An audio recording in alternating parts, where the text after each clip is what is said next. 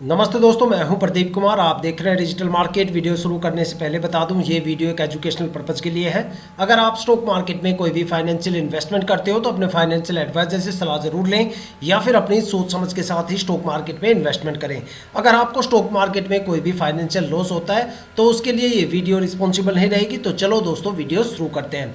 दोस्तों, आज हम बात करने वाले हैं एमएमटीसी स्टॉक के बारे में। देखा जाए तो ये स्टॉक कमर्शियल सर्विसेज सेक्टर से बिलोंग करता है। देखो, आज इस स्टॉक के बारे में दो ऐसी इंपॉर्टेंट चीज़ें आपको बताने वाला हूं। अगर आप वो दो चीज़ें किसी भी स्टॉक के बारे में बारीकी से जान जाते हो तो समझ लो आपने उस स्टॉक के बारे में 60 से लेकर 80% तक जो डीप फंडामेंटल एनालिसिस है वो मात्र चंद मिनट की वीडियो में कर डाली।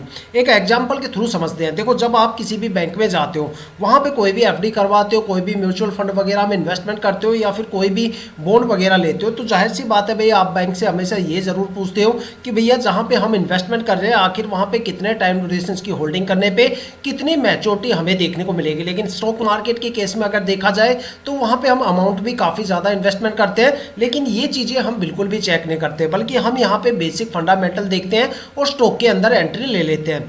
लेकिन आज मैं इस वीडियो में दो ऐसी इंपॉर्टेंट चीज़ें बताने वाला हूँ जो आपको बिल्कुल जाननी जरूरी है। देखो, जब आप एंट्री कर लेते हो तो काफ़ी सवालों के घेरे आपके सामने आ जाते हैं कि भाई जिस स्टॉक में मैंने इन्वेस्टमेंट किया है पता नहीं इसमें कितना रिटर्न मिलेगा, रिटर्न मिलेगा भी कि नहीं मिलेगा, रिटर्न मिलेगा तो कितने टाइम ड्यूरेशन के अंदर मेरा पैसा लगभग डबल हो जाएगा या डबल से ज़्यादा हो जाएगा, या फिर कितनी बड़ी गिरावट स्टॉक में हो सकती है। तो ये काफ़ी ज़्यादा सवाल होते हैं। तो इन सारे सवालों के जवाब आपको इस वीडियो में मिलने वाले हैं। यहाँ पे मैं दो आपको सबसे बड़ी चीज़ बताने वाला हूँ। एक तो स्टॉक के पिछले 5 साल के रिटर्न के बारे में, जहाँ पे आपको ये पता चलेगा कि भाई स्टॉक ने अपने इन्वेस्टर्स को पिछले 5 सालों में कितना रिटर्न दिया है और कितनी गिरावट यहाँ पे हमें देखने को मिलती है। जहाँ से आपको एक आइडिया मिलेगा, एक पैटर्न देखने को मिलेगा कि भाई ये स्टॉक शॉर्ट टर्म में ज़्यादा प्रॉफिटेबल रहेगा या फिर लॉन्ग टर्म में ज़्यादा प्रॉफिटेबल रहेगा, या फिर ऐसे कौन कौन से नेगेटिव टाइम ड्यूरेशन हो सकते हैं जहाँ पे स्टॉक में भर भर के गिरावट आपको देखने को मिल सकती है, या फिर ऐसे कौन कौन से टाइम ड्यूरेशन हो सकते हैं जहाँ पे स्टॉक से भर भर के रिटर्न आपको देखने को मिल सकता है। मैक्सिमम कितनी गिरावट स्टॉक में आपको देखने को मिल सकती है और मैक्सिमम ये स्टॉक कितना ज़्यादा रिटर्न देने का दम रखता है। साथ में एक नज़र डालेंगे स्टॉक के होल्डिंग पैटर्न के बारे में, जानेंगे कुछ बारीकियां होल्डिंग पैटर्न के बारे में कि भाई होल्डिंग पैटर्न कैसा होना चाहिए। ठीक है, साथ में एक डिसीजन तक पहुंचने की कोशिश करेंगे कि क्या हमें स्टॉक में ट्रेड लेना चाहिए या नहीं लेना चाहिए। आपके काफ़ी ज़्यादा सवालों के जवाब इस वीडियो में छुपे हुए हैं। वीडियो को पूरा जरूर देखिएगा। आई होप कि यहाँ से आपको काफ़ी ज़्यादा वैल्यूएबल इन्फॉर्मेशन देखने और सुनने को मिलने वाली है। तो चलो दोस्तों, वीडियो शुरू करते हैं। दोस्तों, अगर बात करें एमएमटीसी स्टॉक के बारे में, स्टॉक के पिछले 5 साल के रिटर्न के बारे में, तो देखते हैं शॉर्ट टर्म और लॉन्ग टर्म में आखिर स्टॉक ने अलग अलग टाइम ड्यूरेशन की होल्डिंग करने पे आखिर अपने इन्वेस्टर्स को कितना रिटर्न दिया और कितनी ज़्यादा यहाँ पे हमें गिरावट देखने को मिलती है। अगर बात करें शॉर्ट टर्म को लेके, तो देखते हैं शॉर्ट टर्म में अलग अलग टाइम ड्यूरेशन की होल्डिंग करने पे आखिर हमें स्टॉक से कितना रिटर्न देखने को मिलता है और कितनी गिरावट यहाँ पे हमें देखने को मिलती है। अगर स्टॉक में शॉर्ट टर्म में 1 वीक की होल्डिंग की बात करें तो 1 वीक में स्टॉक ने करीब 3% से ज़्यादा की गिरावट दर्ज की है। और अगर स्टॉक में 1 मंथ की होल्डिंग की बात करें तो 1 महीने में स्टॉक ने करीब यहाँ पे 4.5 से 5% के बीच में एक अच्छी खासी गिरावट यहाँ पे दर्ज की है। अगर स्टॉक में 3 महीने की होल्डिंग की बात करें तो 3 महीने में स्टॉक ने करीब 9% से ज़्यादा की गिरावट दर्ज की है। और अगर स्टॉक में 6 महीने की होल्डिंग की बात करें तो 6 महीने में स्टॉक ने करीब 32.5% की एक मजबूत गिरावट यहाँ पे दर्ज की है। अगर स्टॉक में 9 महीने की होल्डिंग की बात करें तो 9 महीने में स्टॉक ने करीब 8% से ज़्यादा की गिरावट दर्ज की है। और अब बात करने वाले हैं स्टॉक के लॉन्ग टर्म के बारे में। देखते हैं लॉन्ग टर्म में अलग अलग टाइम ड्यूरेशन की होल्डिंग करने पे आखिर हमें स्टॉक से कितना रिटर्न या फिर गिरावट यहाँ पे हमें देखने को मिली। अगर स्टॉक में लॉन्ग टर्म में 1 ईयर की होल्डिंग की बात करें तो 1 साल में स्टॉक में करीब 8.5% से ज़्यादा की गिरावट दर्ज हुई है। और अगर स्टॉक में 2 साल की होल्डिंग की बात करें तो 2 साल में स्टॉक ने करीब 103% के ऊपर एक अच्छा खासा रिटर्न दिया है। देखा जाए तो 2 साल में स्टॉक ने अपने इन्वेस्टर्स का पैसा करीब डबल से ज़्यादा करके दिया है। अगर बात करें स्टॉक में 3 साल की होल्डिंग की तो 3 साल में स्टॉक ने करीब यहाँ पे 45.5% से ज़्यादा का रिटर्न दिया है।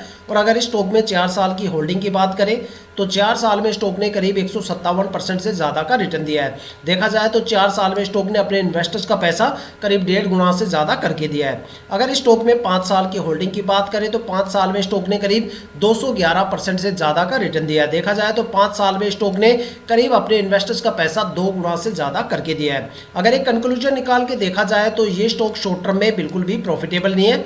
लॉन्ग टर्म में अगर बात करें तो लॉन्ग टर्म में ये स्टॉक काफ़ी ज़्यादा प्रॉफिटेबल है। अगर आप इस स्टॉक में ये सोच के इन्वेस्टमेंट कर रहे हो कि भाई 2-4 महीने हम यहाँ पे होल्ड करेंगे और एक अच्छा खासा रिटर्न गेन करके स्टॉक से निकल जाएंगे, तो भाई ऐसी गलती बिल्कुल भी मत करना, क्योंकि शॉर्ट टर्म में ये स्टॉक बिल्कुल भी प्रॉफिटेबल नहीं है, बल्कि एक अच्छी खासी गिरावट यहाँ पे आपको देखने को मिल सकती है। करीब 3% से लेकर 32.5% तक एक अच्छी खासी गिरावट यहाँ पे आपको देखने को मिल सकती है।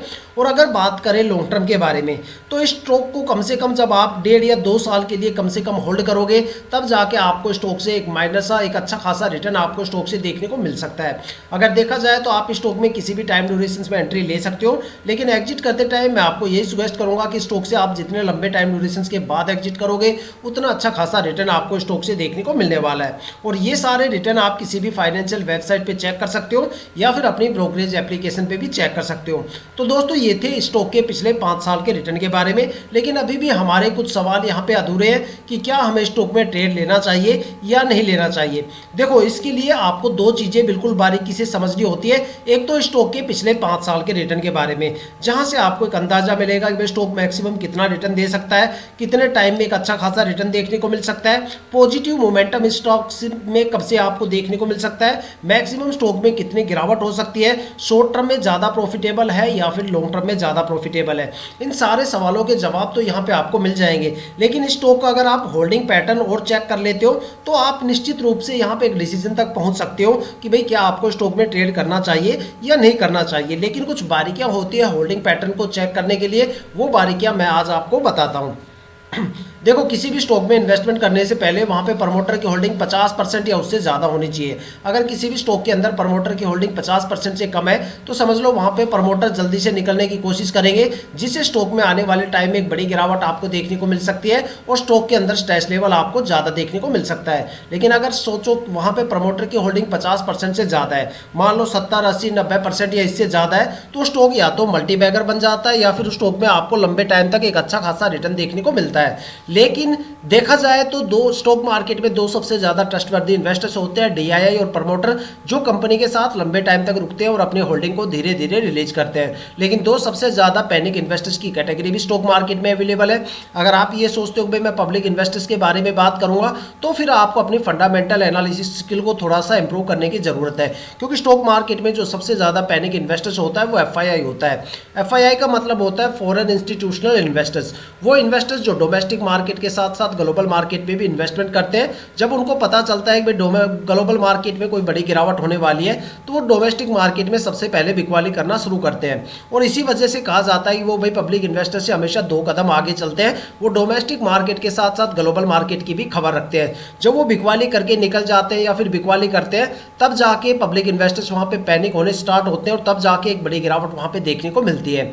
देखा जाए तो जिस स्टॉक में एफआईआई की होल्डिंग ज़्यादा होती है, वहाँ पे आपको गिरावट भी सबसे ज़्यादा देखने को मिलेगी टाइम आने पे, और फ्लक्चुएशन भी आपको सबसे ज़्यादा देखने को मिलता है। एक एग्जांपल के तौर पे आप कोई भी एक्सपेरिमेंट कर सकते हो। आप कोई भी रैंडमली 20 स्टॉक उठाना और उसका होल्डिंग पैटर्न चेक करना, उसमें एफआईआई की होल्डिंग चेक करना पूरे 1 साल या 2 साल के टाइम ड्यूरेशन की। वहाँ पर आपको काफ़ी ज़्यादा स्टॉक ऐसे देखने को मिलेंगे जहाँ पे एफआईआई की होल्डिंग पिछले साल 0% होती है और अगले साल तक वो आते आती 25, 30, 35, 40% के करीब हो जाती है। या फिर कई स्टॉक ऐसे देखने को मिलेंगे जहां पिछले साल आपको एफआईआई की होल्डिंग 15, 20, 25, 30 से लेकर 40, 45% तक देखने को मिलेगी और अगले साल तक आते आते वो होल्डिंग 5-7% रह जाती है या फिर 0% हो जाती है। एक बड़ा फ्लक्चुएशन आपको एफआईआई की होल्डिंग में देखने को मिलता है। और एफआईआई की एक्टिविटी स्टॉक मार्केट में 11:30 से लेकर 1:30 बजे या 2 बजे के टाइम ड्यूरेशन में हमें सबसे ज़्यादा देखने को मिलती है और इसी वजह से मार्केट में सबसे बड़ा फ्लक्चुएशन हमें देखने को मिलता है। अब बात करने वाले हैं स्टॉक के। अगर देखा जाए तो उसी स्टॉक में इन्वेस्टमेंट करना चाहिए जहां पे प्रमोटर की होल्डिंग ज़्यादा से ज़्यादा हो और एफआईआई की होल्डिंग कम से कम हो। उस स्टॉक से आप एक अच्छा खासा रिटर्न मार्केट में गेन कर सकते हो। अब देखते हैं स्टॉक का होल्डिंग पैटर्न क्या बोलता है। स्टॉक के होल्डिंग पैटर्न के पिटारे से आखिर क्या निकल के आता है। अगर यहाँ पे प्रमोटर की होल्डिंग की बात करें तो अभी यहाँ पे प्रमोटर की होल्डिंग 89.93% है, जो पिछले साल भी 89.93% है। देखा जाए तो मंथ टू मंथ और क्वार्टर टू क्वार्टर यहाँ पे प्रमोटर ने अपनी होल्डिंग में कोई भी चेंजेस नहीं किया, जहाँ पे 2 पॉइंट हमारे क्लियर हो जाते हैं। सबसे पहला पॉइंट कि यहाँ पे प्रमोटर की होल्डिंग 50% से ज़्यादा है। दूसरा, यहाँ पे प्रमोटर की अपनी होल्डिंग को लगातार मेंटेन करके चल रहे हैं, जिसका मतलब है कि भाई स्टॉक में प्रमोटर काफ़ी लंबे टाइम तक यहाँ पे अपनी होल्डिंग को बनाए रखने वाले हैं। स्टॉक में काफ़ी लंबे टाइम तक आपको एक अच्छा खासा रिटर्न देखने को मिलने वाला है। अगर बात की जाए यहाँ पे दूसरे सबसे ट्रस्टवर्दी इन्वेस्टर DII की होल्डिंग की, तो DII की होल्डिंग 1.86% है। अगर पिछले साल देखा जाए तो 2.43% FDII की होल्डिंग थी और उससे अगले क्वार्टर तक आते आते ये 2.70% हो गई। लेकिन लगातार फिर यहाँ पे एक बड़ी गिरावट हमें DII की होल्डिंग में देखने को मिल रहा है। तो देखा जाए तो DII की होल्डिंग में एक बड़ी कमी यहाँ पे हमें देखने को मिलती है। अगर FII की होल्डिंग की बात करें, जो कि सबसे ज़्यादा पैनिक इन्वेस्टर्स है, तो यहाँ पे FII की होल्डिंग 0.11% है, जो पिछले साल यहाँ पे 0% थी। तो ये यहाँ पे सबसे अच्छा पॉजिटिव पॉइंट हमें देखने को मिलता है कि भाई FII की होल्डिंग काफ़ी कम है यहाँ पे। और अगर पब्लिक इन्वेस्टर्स की होल्डिंग की बात करें तो यहाँ पे पब्लिक इन्वेस्टर्स की होल्डिंग 7.5% के करीब है, 7.51% है, जो पिछले साल 7% के करीब थी। तो देखा जाए तो लगातार पब्लिक इन्वेस्टर्स की होल्डिंग में यहाँ पे एक अच्छी खासी ग्रोथ हमें देखने को मिल सकती है। तो अगर देखा जाए तो यहाँ पे होल्डिंग पैटर्न काफ़ी अच्छा है। प्रमोटर की होल्डिंग 50% से ऊपर है, प्रमोटर लगातार होल्डिंग बना रहे हैं। DII की होल्डिंग कम है, DII से ज़्यादा FII की होल्डिंग है, जो कि सबसे ज़्यादा ट्रस्टवर्दी इन्वेस्टर्स है। पब्लिक इन्वेस्टर्स की होल्डिंग भी काफ़ी कम है और धीरे धीरे ये अपने होल्डिंग को बढ़ा रहे हैं। और जब तक कम से कम मान के चलो भाई पब्लिक इन्वेस्टर्स की होल्डिंग 50% को ओवरलैप नहीं करती, तब तक तो स्टॉक में कोई बड़ी गिरावट हमें देखने को नहीं मिलती। तो हो सकता है कि भाई ये जो गिरावट यहाँ पे हमें देखने को मिल रही है, ये मार्केट की गिरावट के अकॉर्डिंग यहाँ पे गिरावट हुई है। देखा जाए तो अगस्त और सितंबर में इंडियन स्टॉक मार्केट में 2 सबसे बड़े क्रैश भी आए थे। उसके बाद वो टाइम ड्यूरेशन रहा होगा यहाँ पे करीब 6 महीने या 9 मंथ का टाइम ड्यूरेशन, जिसकी वजह से स्टॉक में बड़ी गिरावट हुई। फिर उसके बाद अगर 3 महीने की करें तो यहाँ पे बात आती है अक्टूबर के महीने की, जहां पे काफ़ी ज़्यादा स्टॉक में अपर सर्किट लग गया था, लेकिन क्वार्टरली रिजल्ट बीच में आने की वजह से ट्रेडिंग विंडो क्लोज हो गई थी और वहां पे FII की एक बड़ी बिकवाली हमें देखने को मिली, जिसकी वजह से मार्केट में बड़ी गिरावट हुई। और अगर बात करें अब 1 वीक और 1 मंथ के बारे में, तो ये वो टाइम ड्यूरेशन हो सकता है जहां पे मार्केट के अंदर सेंसेक्स करीब 85,000 से लुढ़क के 75 या 75,500 के करीब आके खड़ा हो गया है। देखा जाए तो मार्केट में एक बड़ी गिरावट हमें सेंसेक्स में देखने को मिल रही है, तो वो गिरावट यहाँ पे हमें देखने को मिल सकती है। तो ये है मार्केट की गिरावट की वजह से स्टॉक में गिरावट हमें देखने को मिल पाती है। तो अगर देखा जाए तो स्टॉक के पिछले 5 साल के रिटर्न आपके सामने है। स्टॉक का होल्डिंग पैटर्न कैसा होना चाहिए ये मैंने आपको बता दिया। होल्डिंग पैटर्न का डेटा आपके सामने है। अब डिसीजन आपको लेना है कि भाई क्या आपको स्टॉक में ट्रेड करना चाहिए या नहीं करना चाहिए। अपनी राय कमेंट करके जरूर बताइएगा ताकि बाकी इन्वेस्टर्स को थोड़ा सा हेल्पफुल लगे।